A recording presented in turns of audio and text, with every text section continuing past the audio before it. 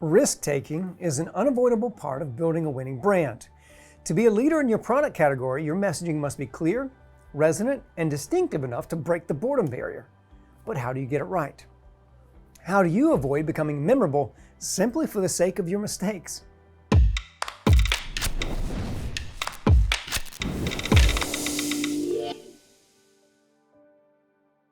We've all seen an ad that left us wondering, who approved this garbage? Memorable advertising intrigues, delights, and sometimes even challenges the audience, but a poorly informed grab for consumer attention can have dire consequences.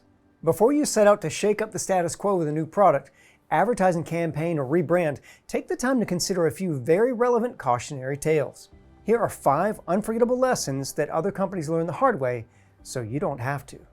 Blunder number 1, Colgate's brief foray into frozen foods? In an effort to keep pace with the home brand's giant Procter & Gamble, Colgate, yes, that Colgate, decided to diversify its product offerings. If you think that entailed launching new flavors of dental floss, guess again. They introduced Colgate Frozen Entrees. Blah.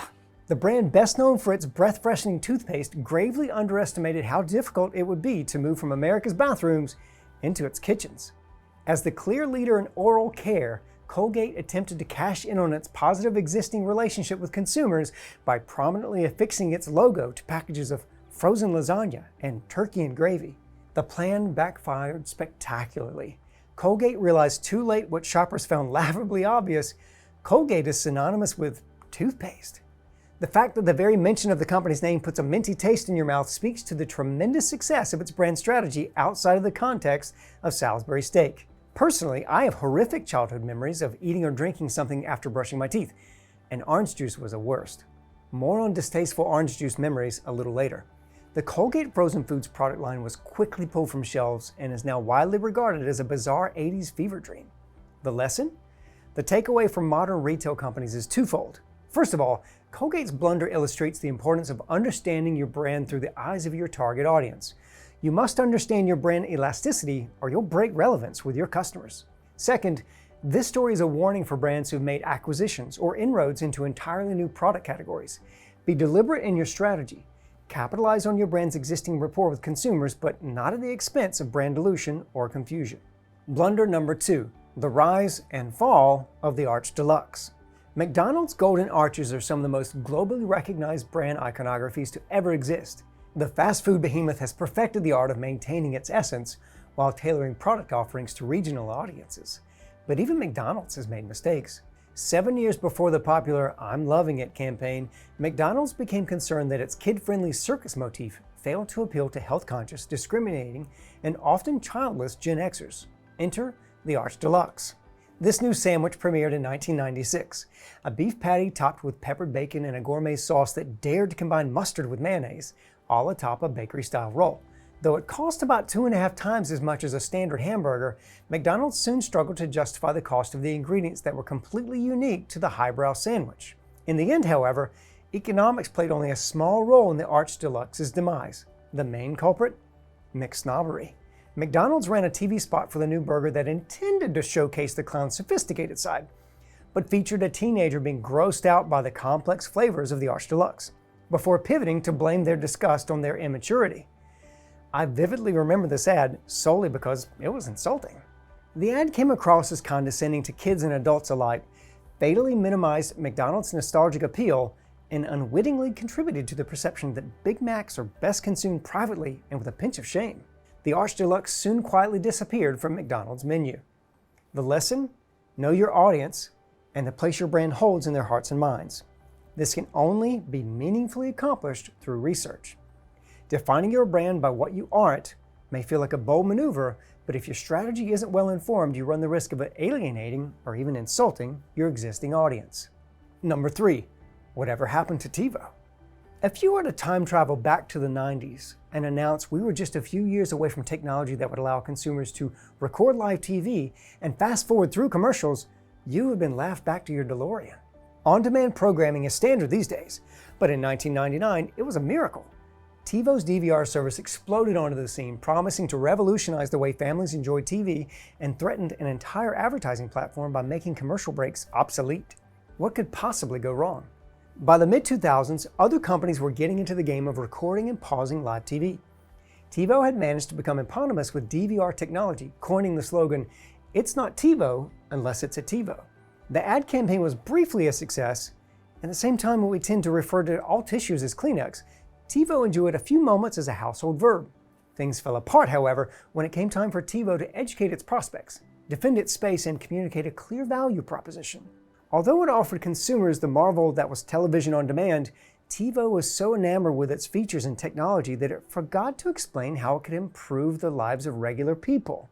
Similar services quickly picked up on this gap in Tivo's messaging and overtook the original DVR provider with marketing campaigns that focused on how DVRs could resolve family disputes over what to watch in the living room. Consumers who cannot relate to the proposition of creating one's own TV network, which kind of sounds like work, could have easily related to the distress of missing their favorite show's season finale because they got stuck in traffic.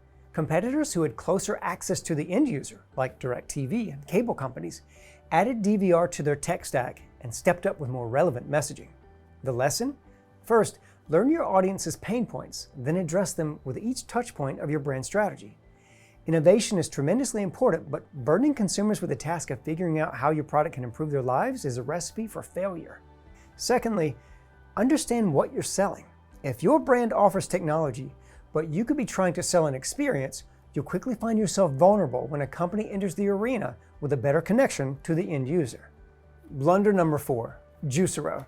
Unfortunately christened the greatest example of Silicon Valley stupidity, Juicero started out with the best of intentions. This $700 Wi-Fi enabled appliance was the flagship of tech mogul Doug Evans' mission to make cold-pressed juice available in in-home kitchens. Modeling itself after the wildly successful Keurig coffee system, Juicero was designed to work only with soft packages of macerated fruits and vegetables sold by the company. Each juice packet was branded with a QR code, which the machine read before squeezing 2 metal plates to extract the juice. Juicero made a big deal about the squeezing force of their internal mechanism, which was said to be strong enough to lift 2 Teslas. Cheered on by rave reviews from Goop creator Gwyneth Paltrow, investors got heavily invested before making a terrible discovery. Extracting the juice from Juicero's proprietary packages hardly required Tesla-crushing force. In fact, it could be done more efficiently by hand. In light of this revelation, Juicero felt the squeeze and reduced the price of its appliance to a modest $400, but held firm to its refusal to sell juice packets to anyone who hadn't purchased this pointlessly automated hardware. Potential customers who had expressed interest in buying and hand-squeezing the surprisingly reasonably priced single-serve packs were turned away. Juicero hung on briefly thanks to its commercial accounts, but the damage was irreparable. The company went up for sale within the year. The lesson? The tragedy of Juicero lies in its failure to introspect and to prioritize results over corporate image. This prohibitively expensive, needlessly high-tech appliance was designed to appeal to consumers who closely resembled the Juicero design team in their values, interests, and buying habits. Anyone not swept up in the Silicon Valley love affair with automation found the product deeply silly. Beware of echo chambers. Put your product or branding materials in front of a diverse focus group that represents your prime prospect, and take your feedback thoughtfully. If you attempt to solve consumer problems without taking the time to fully understand them, you risk coming across as elitist and aloof. And finally, blunder number 5, the Tropicana Disaster. Back to the orange juice, and one of the biggest blunders in branding history. If you close your eyes and think of packaged OJ, you probably think of Tropicana and the iconic red striped straw piercing a glistening, perfectly round orange. There are likely few, if any, competing images, unless you happen to have OJ on your grocery list during one fateful month in 2009. While it's a good idea for retail brands to periodically refresh their look, subtle changes informed by consumer research are the best practice. Unfortunately, Tropicana's approach to updating its packaging was more like a post-breakup haircut, drastic, worrisome, and ill-conceived. What followed can best be described as a consumer revolt, and the worst kind. They revolted with their wallets. Tropicana completely changed their branding and packaging, resulting in a sales drop of 20% in only 1 month. Tropicana owned a huge footprint at retail, as much as 8 feet in the refrigerated section in some stores. But consumers didn't trust the new look. The new packaging divorced Tropicana's orange juice from the actual fruit, which reminded consumers of cheap, generic brands. Though the juice within the box was the same as ever, it suddenly felt cheaper, less nutritious, and less appealing to consumers. Furthermore, Tropicana's marketers failed to consider what it's like to visit your neighborhood grocery store and physically shop for orange juice. The new packaging moved the label that distinguishes each type of juice from the center of the carton to the very top of the pour spout. Shoppers resented having to lean in, squinting into the cooler, only to discover the next morning they had accidentally selected the wrong level of pulp. Did the marketing and design team even step foot in a grocery store? Widespread distaste for Tropicana's new design was so clear, it reverted to its original packaging within a few short weeks. The lesson? Look at your product through the eyes of the consumer.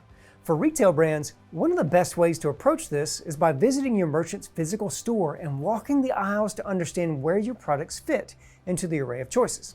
Take those insights and invest in qualitative research to ensure you have the best possible understanding of how real people shop your category and what aspects of your messaging carry the most weight. Though your branding decisions have far-reaching implications and impact every stage of the buyer's journey, the golden rules are simple. Know your brand, know your audience, solve its problem, and then clearly and effectively communicate your brand's solutions.